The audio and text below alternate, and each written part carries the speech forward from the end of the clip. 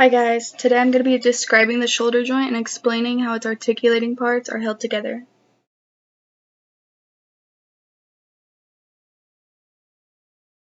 So the shoulder joint is classified as a synovial joint, meaning it's freely movable. Synovial joints are identified by the presence of a joint capsule.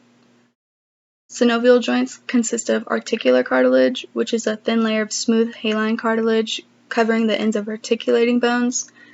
It has a joint cavity, which is enclosed by a double-layered membrane called the articular capsule.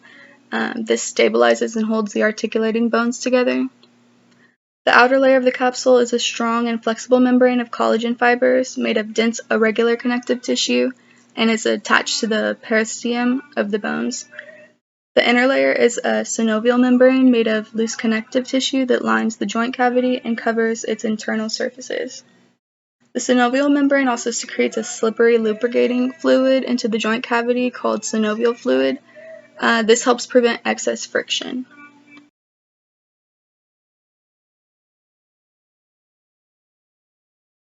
So the shoulder joint is functionally classified as a ball and socket joint.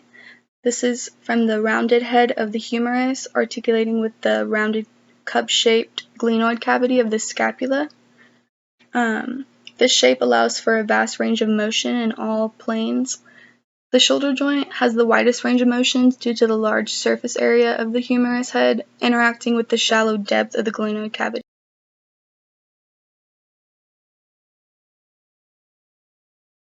Here are a couple of pictures of some of the range of motions that the shoulder joint has.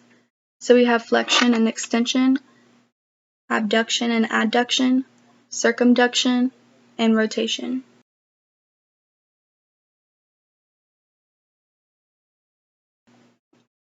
So the joint capsule attaches and surrounds the circumference of the humerus head and the glenoid cavity. The capsule holds the shoulder joint together and is very loose, which allows for the wide range of motion. However, because it's so loose, it is unable to solely hold the joint together.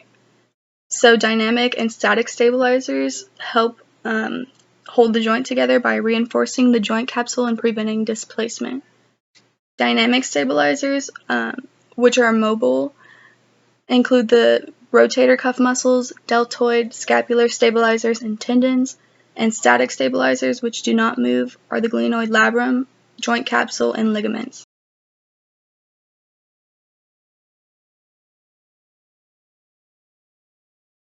Here we have some of the main stabilizing ligaments that help reinforce the joint capsule. The coracohumeral ligament reinforces the superior part of the joint capsule. The glenoid-humeral ligament includes 3 bands of fibers that extend from the edge of the glenoid cavity to the lesser tubercle of the neck of the humerus. The transverse humeral ligament runs between the lesser and greater tubercles of the humerus and merges with the inner tubercle sulcus to form a canal for the biceps branchii tendon to pass. The glenoid labrum extends the articular surface and deepens the glenoid cavity, which increases its surface area for connections.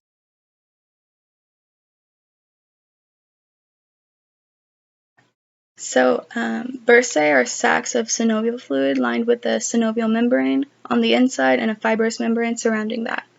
They are found near adjacent tissues such as bones, tendons, muscles, or skin, and they reduce excessive rubbing or friction by cushioning areas between these tissues. Some bursae associated with the shoulder joint include the subscapular bursa, which is located between the capsule and the tendon of the subscapularis muscle, the subdeltoid bursa, which is located between the capsule and the deep surface of the deltoid muscle.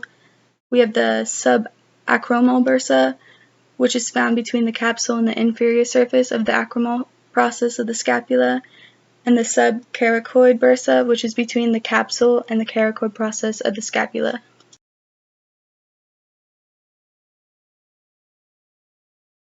And then here I have my references.